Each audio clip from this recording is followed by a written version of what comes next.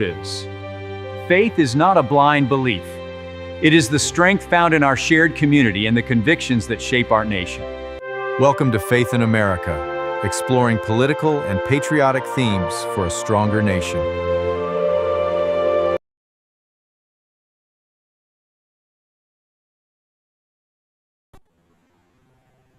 All right.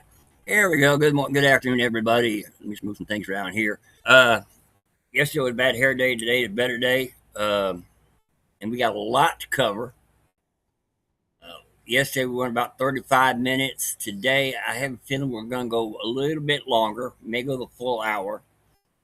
Because we have just got so much to discuss today. First thing I want to do, since we are a Christian show, we want to ask the remnant, those Christians out there, rise and shine and pray for Maine. Maine's got a lot of problems, and we need to pray for them. Also, bring this up here, make this a little bit bigger. Let me move this over. Oh, let me move this over here. There. Now we can make it bigger.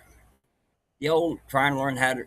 Dearborn, Michigan is having a big Muslim versus Christian movement there. At 6 o'clock today at the Henry Ford Centennial Library, there's gonna be a one city, one faith, one king. When they talk about a king, they're talking about our Lord Jesus Christ. So if you're in Dearborn, Michigan, Henry Ford Centennial Library at 6 o'clock tonight, go there. Let's pray for Dearborn. The Muslim invasion over there is real, and they're having a hard time with it. And so they need our prayers. They need our prayers. All right. Now let's see what I got here.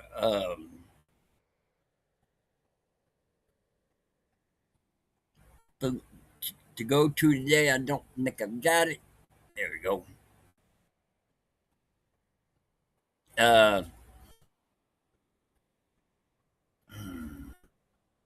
ABC has filed an unprecedented First Amendment lawsuit against the Federal Communications Commission on Tuesday, claiming that its investigation and regulatory action were part of a Trump administration retaliatory campaign to curb the network's free speech. The lawsuit, filed in U.S. District Court in Washington, D.C., also seeks to halt proceedings in which the agency and its chairman, Brendan Carr, demanded it put its 8 stations up for early license renewal. It followed Donald Trump's attacks on the network, including his late-night host, Jimmy Kimmel. Let's get into what they're being... why the FCC is going after ABC. It's real simple. Donald Trump did a nationwide speech. ABC did not air it because they didn't want to hear it and they didn't want their viewers to hear it. Here is the problem. Networks like ABC are required to show so much programming to the public. Political speeches, whatever. Okay? They're supposed to air them. That's part of what they have to do to be able to use our broadcast airwaves for free. Okay? They didn't meet their obligation. They didn't air Trump's speech. The FCC said, well, that was wrong because you're supposed to have so much programming and you got to be equal. So we want you to renew your licenses early and possibly not get your license renewed. This is not going away.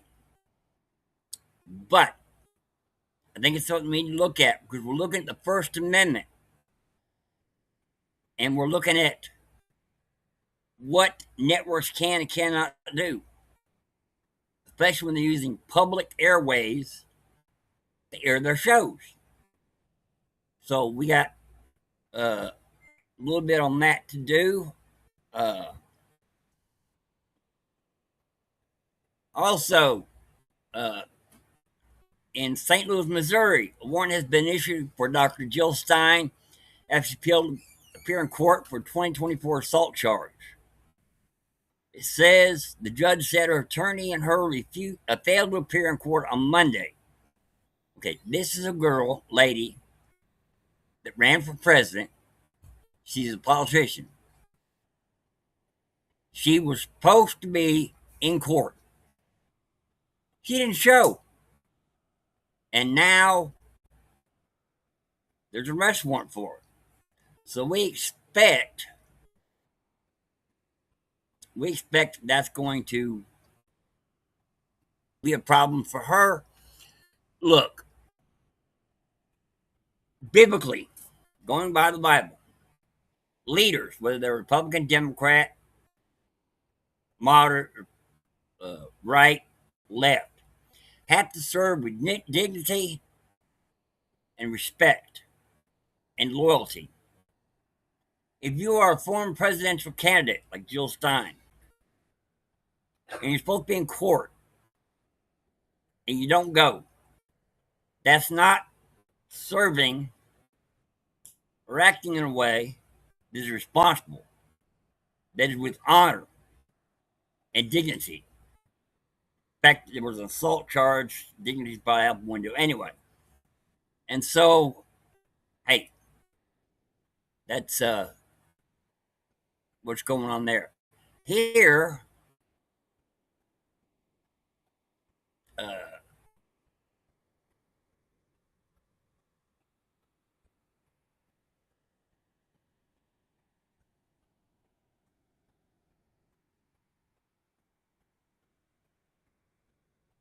let's take a look at this.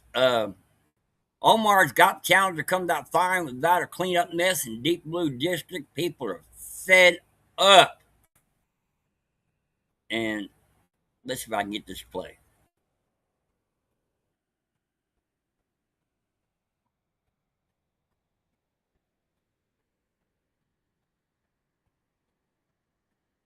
They want to see somebody that's going to come in and fix things. They're tired of being told the same old things. And everything that I've said, going all the way back to when Walz was going to be vice president and running, people now know about that. Minnesotans, for the longest time, were in the dark because of the media not covering so many things. And things have gotten so bad, and people like Fox News, yourself, have come out, and the other media outlets have been forced into starting to look at things. So we have a really big, huge advantage in that I'm from Minnesota, born and raised here. I'm not a Washington plant. And because I was a state trooper for 30 years, there are a lot of people that know me from, a bunch of different things, whether it's teaching defensive driving, whether it's, all the schools that I went. All right. An excellent candidate. He's Republican. He's in Minnesota. But people in Minnesota, money was stolen from you. This fraud, waste, and abuse that has taken place in Minnesota. They were stealing money from you. Okay? So, if you vote the same way and keep getting the same results, that's the definition of insanity. People need to maybe vote a little bit differently so we can get rid of the fraud, waste, and abuse. And if you listened to me yesterday, get rid of the fraud, waste, and abuse in the VA system, Medicare, Medicaid, so forth like that, we're going to be better off. We're going to be a whole lot better off. Okay, now, here is a chart. Let me make this a little bit bigger so you can read it. I want you to be able to read it.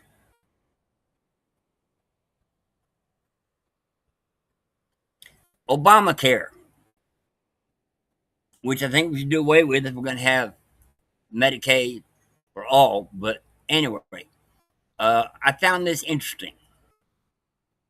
In the ACA marketplace, the average per person, full insurance before subsidies, $741. Federal premium tax credit, $650. Consumer pays $96 or a little over $1,100 a year for insurance under the ACA. Now, this is what I found interesting. People who are on Medicare, which they paid for, they paid into it. The average standard premium is $202.90 or $2,434.80 per year. About 99% of beneficiaries pay zero because they earn enough for the Medicare covered work quarters. Those who don't qualify for premium fee Part A pay $311 or to $565 a month. But then there's Part D. You're going to pay $38.99 a month for Part D. Unless you have a Medicare Advantage plan of about $14 a month. So, people who have worked their whole life,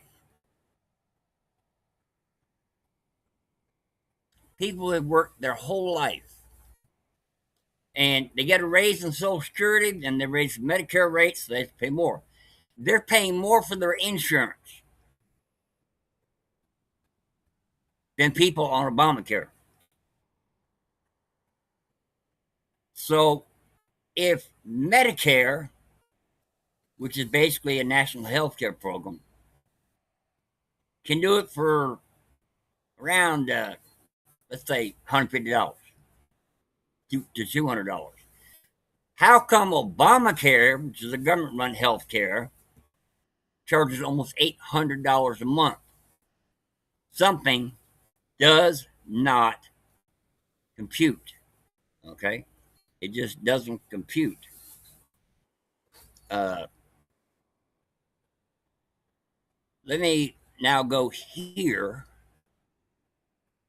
Oh, you'll love this one. Let me make it a little bit bigger so you can follow it. An immigrant in Minnesota who once received an outstanding refugee award from the state government of Minnesota has been charged with Medicaid fraud, prompting strong backlash on social media. Salman Ahmed Ilmi is facing 3 counts of aiding and abetting by swindle and 5 counts of aiding and abetting by false representation as part of an alleged scam to bill Medicaid over $1 million in fraudulent services. Fox 9 Minnesota reported the charges also alleged that 2 members involved in the fraud scheme were tied to a sex trafficking ring involving brothels. This guy was given an award, #1 refugee, and he's involved in sex trafficking and fraud. So more money in Minnesota going to fraud. And this guy they gave an award to, and he's involved in sex trafficking and fraud. There's something definitely wrong in Minnesota. All right, let's go to this one here. Some of you might find this interesting, some of you may not. But I'm going to blow it up. As of the latest filings, the DNC itself is in a relatively weak financial position heading into November midterms. The cash on hand was about $15 million. The debt is $18.3 million. And they raised $196 million and spent $204 million. The Bible tells us to be good stewards of our money. And the government, who we pay our tax dollars to, need to be good stewards of our money. When our money is given to fraudsters involved in human trafficking and fraud, we have a problem. The DNC, coming up on the midterms in November, they're spending more than they're bringing in to try to get socialist candidates on the ballot and try to regain the House and regain the Senate. On the Republican side, Donald Trump has a huge war chest. So we got a bigger war chest. I think we got better messaging. Democrats have a problem they need to solve. And here's part of their problem. Hey, let me bring this up for you. We're going to do this here. My favorite leftist, or my second favorite leftist, Hasan Piker. Okay? Hasan Piker exposes Democrats' desperation to win back young men. Most people have never heard of Piker, but Southern stories about him are popping up everywhere. And let's give this a listen.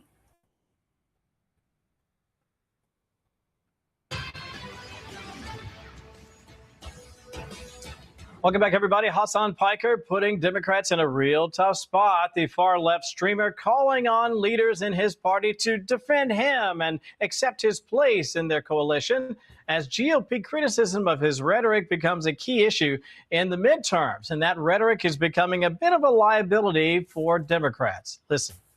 If you cared about Medicare fraud or Medicaid fraud, you would Rick Scott. Yeah, kill them. Kill those motherfuckers. Murder those motherfuckers in the street. Let the streets soak in their red capitalist blood. Didn't he go to war and literally lose his eye because some mujahideen, a brave soldier, his eye hole with their? Isn't that how he lost his dumb eye? America deserved 9/11, dude. I'm saying it.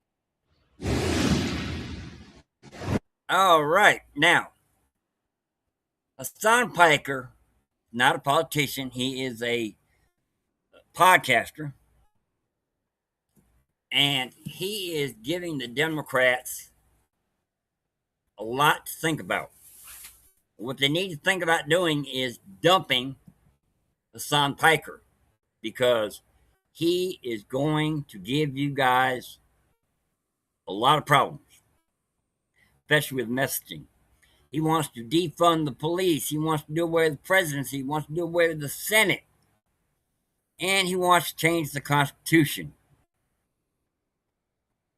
Well, changing the Constitution is harder than one thinks.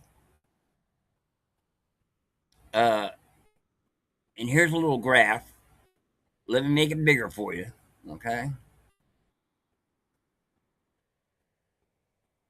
Changes in the U.S. Constitution is intentionally very difficult. Article 5 provides possible ways to do this. There's two ways to propose an amendment. One, Congress opposes it. 2/3 of the House have to approve it. 2/3 of the Senate have to approve it. With 435 House members and 100 senators, that currently works out to 290 House seats and 67 Senate votes. The president does not sign or veto a constitutional amendment. States can propose it. 2/3 of the states, 34 out of 58, must apply to Congress for a convention to propose amendments. Congress would then call the convention. All right. Here is the problem.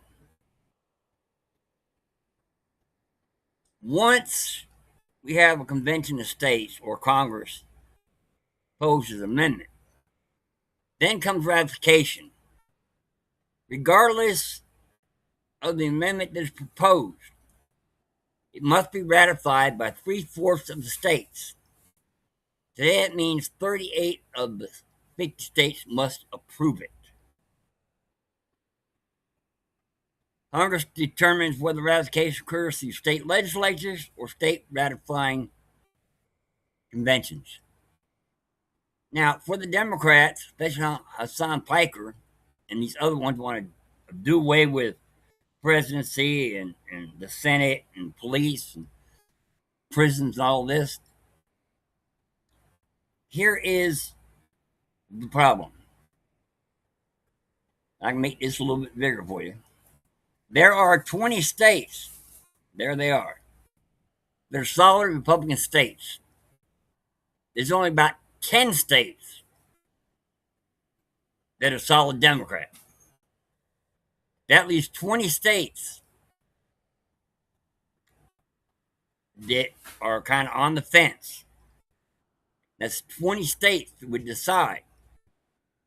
So 10 of them would have to agree, or 20, all of them would have to agree with the Democrats to get a constitutional amendment changed. All right?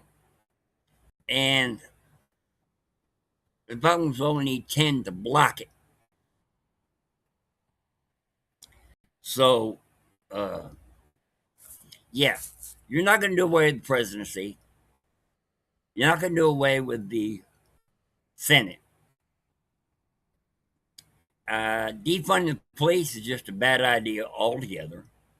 Doing away with the prisons is just a bad idea altogether. I mean, if someone commits a crime, what are you going to do?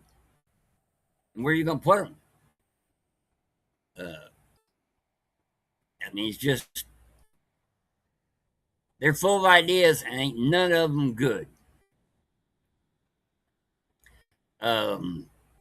Also today, the memorandum of understanding between Iran and the United States has ended. Donald Trump has a decision to make. The Strait of Hormuz, he says, is open. But he has a decision to make. Iran's going to hold out till after the midterms. They may hold out to 2028. So our president has to make the decision. Do we just obliterate Iran? Seize Carter Island? Seize the Strait of Hormuz? Decimate the country? And end this before the midterms? Or do we let it drag on? If we let it drag on, it's going to drag down the Republicans in the midterms. I've always said this, and I'll say it again. People vote based on breakfast table things. People getting up in the morning, eating their breakfast, thinking about, how am I going to put gas in my car to go to work? I've got to go to work. How am I going to pay for the things I need when things are so expensive? So, they're going to think about that. When they get in that voting booth, they might not be thinking about the lower crime. They might not be thinking about low unemployment. They might not be thinking about the stock market doing great. They're wondering if they're doing great. If we don't bring down the price of gas before the midterms, drastically, then Republicans will be dragged down by a war that's dragging out. It's time to end this. The memorandum of understanding is gone. The ceasefire is gone. We can seize Carter Island, where all the oil is, so we control the oil and we can decimate the country. So they had no choice but to surrender. The only thing I would urge the president is, don't do what we did in Afghanistan. We got rid of the problem.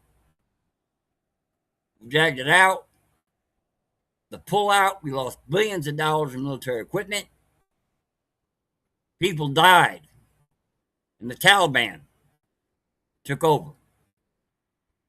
Now, Al-Qaeda, we got rid of them, but Taliban took over, and they're just about as bad. We had an air base in Afghanistan. Bagram Air Base. We should have kept that. We need that keep China and Russia in check. The left is going crazy because Trump is pulling things away from South Korea and Japan and sending them over to the Middle East. Well, if you're concerned about the American presence in Southeast Asia, why,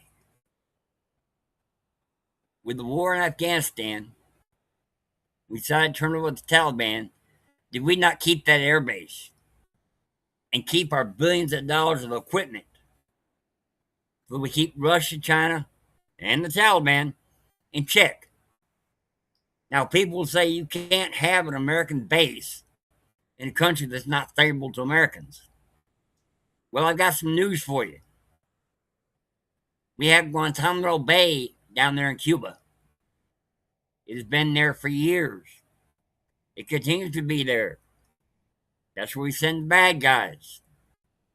That's where we take care of our ships. That's how we keep Cuba in check. And the South American countries in check. With a naval base there in Guantanamo Bay. There's a big fence between Gitmo and Cuba.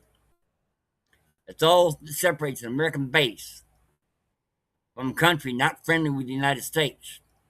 We did it in Cuba. We could have and should have done it in Afghanistan.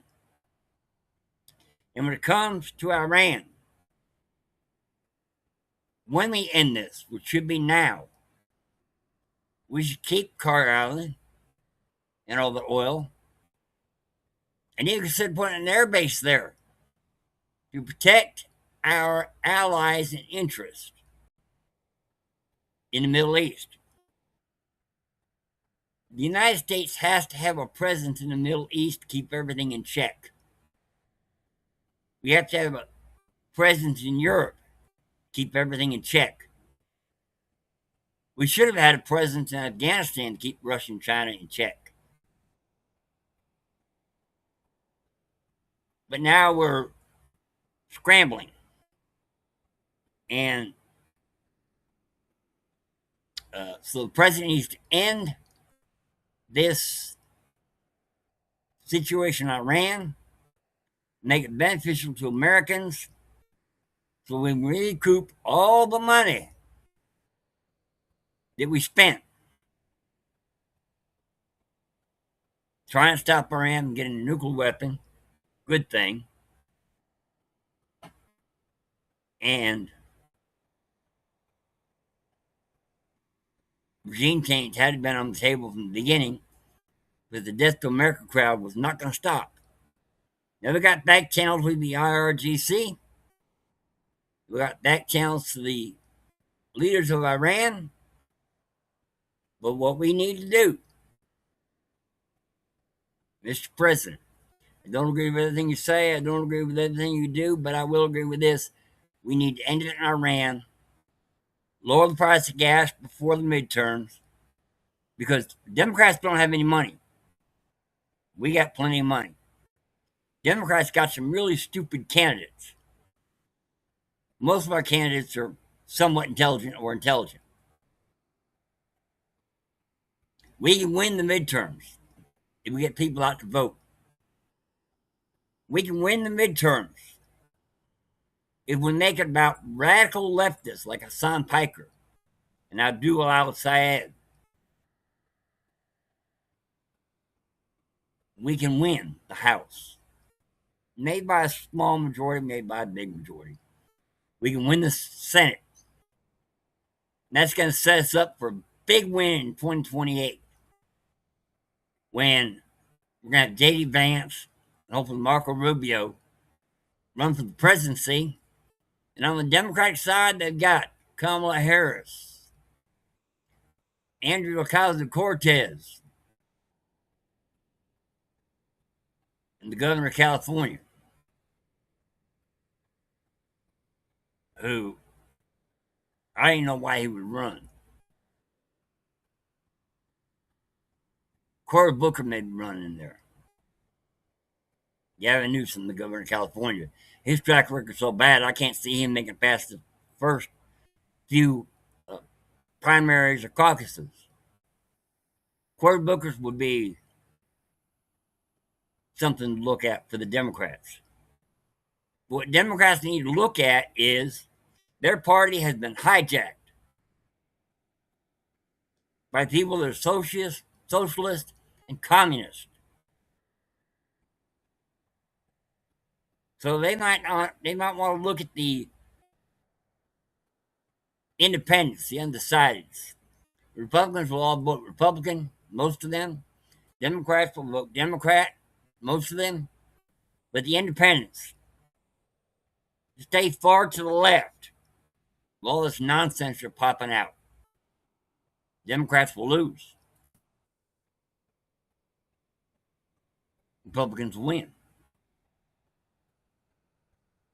Both in the midterms and in 2028, which will give us 4 to 8 more years of Republican leadership. Hey, before I go, I got some favorite podcasts on Rumble I like to watch. First, go to Bongino Report. Vince is at 7. My time. Haley's at 11 my time. And then the afternoon is Sean Parrish. All excellent commentators. I start my morning with Vince and then Graham Allen. Man, he has been fired up this week. Had a great episode today. If you didn't see it, search for Graham Allen on Rumble. And the show this morning was hot. Then, when you're done with politics, I watch everybody's favorite redneck, Todd Spears. He's got the last word. He does a great Bible study. Great word from the Lord. There you go. Search for Todd Spears on Rumble. I don't know these guys personally, but I watch their podcast. And of course, after Graham Allen, the Dan Bongino Show, former Assistant Director of the FBI, former Secret Service, Dan Bongino, they call him the Godfather of podcasting. He's at 9 Central, 10 a.m. Eastern. Of course, all their shows are available on demand after the live, as is this one. Do me a favor and like this broadcast. Share it if you can or repost it on your favorite media. We broadcast live on YouTube and Facebook. And then after the live, we end up sending it to Twitter, Truth Social, Lord's Book, and TikTok, where I got 2 hits for violating community guidelines. Obviously, I said something to piss them off. But hey, again, because this is not just about politics, we need to look at the candidates. Florida is today. Primaries, vote. Other states have primaries coming up, vote. In November, vote. But we need leaders who are men and women of faith. We need leaders who are going to serve with dignity. Show some respect for their office. Show them some respect for our country. Leaders that will be good stewards of our tax dollars. Leaders that will listen to us when we have a grievance.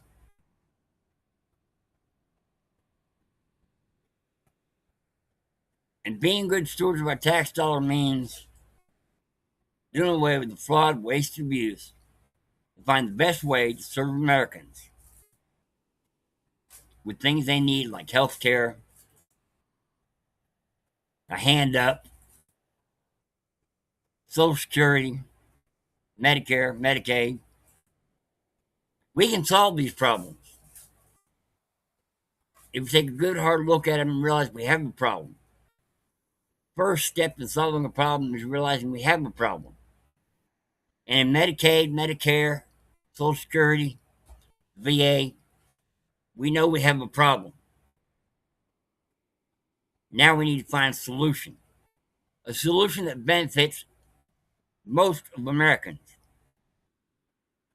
When Obamacare costs $800 a month with premiums and subsidies, and Medicare is doing it for $200 to $300 a month, Obamacare is not being good stewards of our money. Not at all. So we need to look at that problem and find a way to solve it. We can't keep throwing good money after bad. That goes for the VA, that goes for Obamacare, that goes for Medicare, that goes for Medicaid, that goes for Social Security. We got to be good stewards. We got to be the leaders. We got to be people that are going to make the tough decisions. We need to have leaders that will say the quiet part out loud. Right now, the Democrats are saying the quiet part out loud when they talk about changing the Constitution and doing away with police and prisons and opening the borders. They're saying the quiet part out loud. People need to listen to what they're really about. People like Abdul al-Sayed and Hasan Piker. That's the new Democrats. They're no longer a blue-collar Democrat. There's a Democratic Socialist and a Socialist Democrat. Both same things to me. What they're saying is what's going to happen if they get in power. So we need to stop that. We have more money. We have better candidates. We got a better message. So let's do this. Have a great day. Be blessed. Be honest. Be faithful. Be charitable.